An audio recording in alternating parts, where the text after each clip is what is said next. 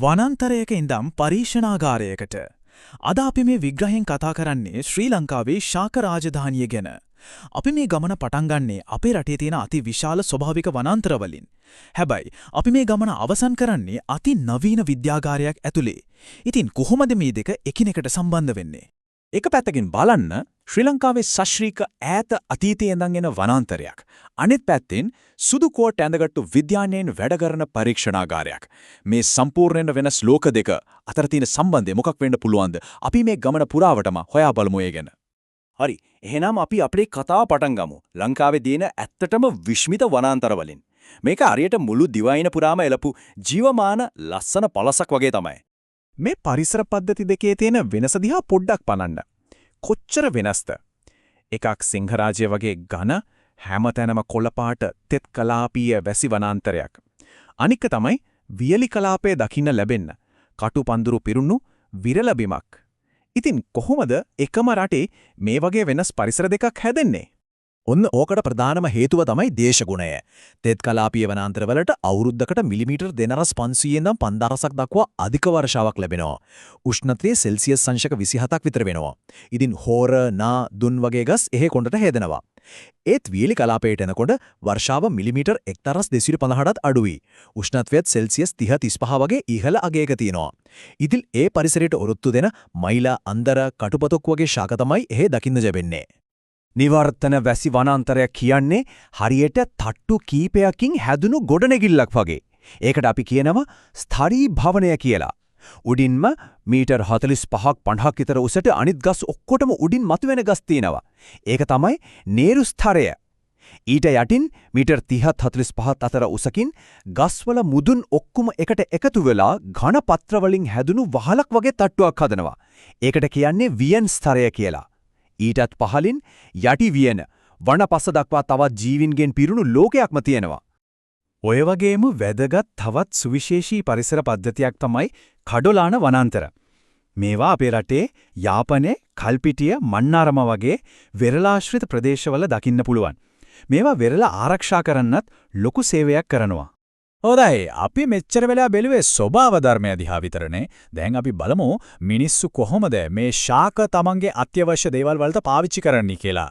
ශාක වලින් ගන්න නිෂ්පාදන අතරින් දැව තමයි ප්‍රධානම දේ. හල්මිල්ල, නැදුන් වගේ අපේම දේශීය ශාක වගේම පිටින් හඳුන්වලා දුන්නු තේක, යුකලිප්ටස්, මහෝගනි වගේ ශාක දැව සඳහා යොදා ගන්නවා. ඒ වගේම අතීතයේ කඩදාසි හදන්න පයින්ස් ගස් පාවිච්චි කරලා තියෙනවා. ඊට අමතරව අගාවේ ශාකයේ පත්‍ර වලින් හරිම ශක්තිමත් කිඳි වර්ග ලබා ගන්නවා. ඔන්න ඔතනදි තමයි සම්පත් නිෂ්පාදනයේටම වවලා කළමනාකරණය කරන වනාන්තරය කියන සංකල්පය එන්නේ. මේ පින්තූරෙන් පේන්නේ ඒ වගේ ලංකාවේ තියෙන පයින්ස් වගාවක්. හැබැයි ඉතින් මේ වගේ මහා පරිමාණයෙන් එකම වර්ගීය ගස් වගා කරන එකේ පාරිසරික ගැටලුවක් නැතුවම නෙවෙයි. මේ පයින්ස් ගස් අධික විදිහට භූගත ජලය උරා ගන්නවා. ඒ විතරක් නෙවෙයි, මේ ගස් වලින් වැටෙන කොළ දි รา පත් වෙන හුඟක් කල් යනවා නිසා පසේ සාරවත් බව නැති වෙලා යටි වගාවට හානි වෙනවා. හරි. දැව වලින් ඊළඟට අපි කතා කරමු ශක්තිය ගැන. කොහොමද ශාක පුනර්ජනනීය බලශක්ති ප්‍රභවයක් විදිහට වැඩ කරන්නේ? ශාක වලින් ලබා ගන්න ජෛව බලශක්තියේ ප්‍රධාන කාණ්ඩ තුනක් තියෙනවා. එකක් තමයි එතනෝල්, බයෝඩීසල් වගේ වාහනවලට පාවිච්චි කරන ජෛව ඉන්ධන. දෙවෙනි එක කාබනික දේවල් දි รา පත් වෙද්දී හැදෙන ජීව වායුව. තුන්වෙනි එක තමයි දර දහනය කරලා විදුලිය නිපදවන ඩෙන්ඩ්‍රෝ බලශක්තිය. මේ ඩෙන්ඩ්‍රෝ බලශක්තිය, ඒ කියන්නේ සරලවම දව වලින් විදුලිය හදන එක, ශ්‍රී ලංකාවේ පුනර්ජනනීය බලශක්ති ක්ෂේත්‍රයේ හරිම වැදගත් ක්‍රමෝපායක්.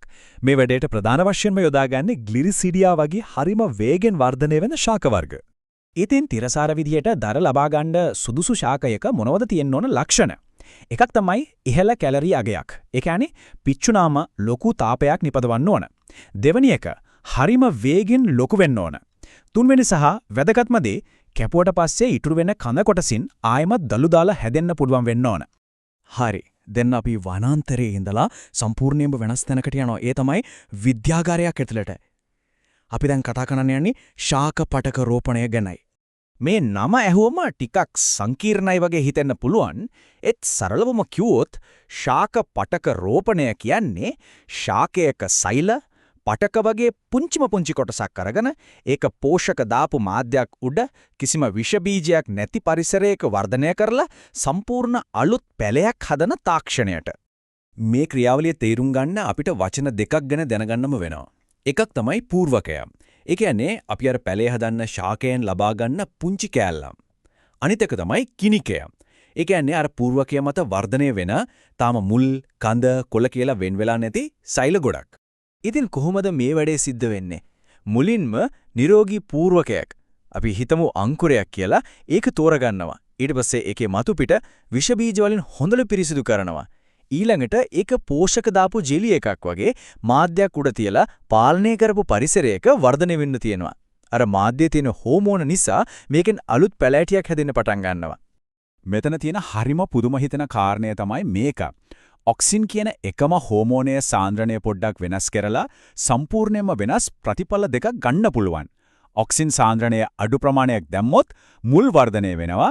ඒත් සාන්ද්‍රණය වැඩි කළොත් අර මම කලින් කිව්ව කිනිකය, ඒ කියන්නේ සෛල ගුලිය තමයි හැදෙන්නේ.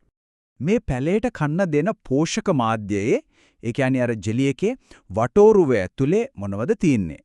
මහා පෝෂක, ක්ෂුද්‍ර පෝෂක, විටමින් වර්ග, ඔක්සින් වගේ ශාක වර්ධනය පාලනය කරන දේවල්, සීනි වගේ කාබන් ප්‍රභවයක් සහ ඒ ඔක්කොම ඝන පදනමක් විදිහට තියාගන්නේ ඒගාර් වගේ ජෙලිකාරකයක් මේකේ අඩංගු වෙනවා. ඒතර පේනව නේද උද්භිද විද්‍යාවේ මේ ගමනන් සුභාධර්මයේ දිහා බලලා තීරුම් ගන්න තැනින් පටන් අරන් එකෙන් ප්‍රයෝජන අරගෙන දැන් ජීවීයම විද්‍යාගාරයක් ඇතුලේ නැවත නිර්මාණීය කරන තැනටම ඇවිල්ලා තියෙනවා. අවසාන වශයෙන් මේ ප්‍රශ්නය ගැනත් පොඩ්ඩක් හිතන්න. අපි මෙහෙම විද්‍යාගාරයක් ඇතුලේ පැලෑටි වගා කිරීමේ හැකියාව දවසින් දවස දියුණු කරගන්නකොට ඇත්තටම වනාන්තරේ ඉතිරි වෙලා තියෙන ශාක වෙනුවෙන් අපේ වගකීම මොකක් වෙන්න ඕනේද?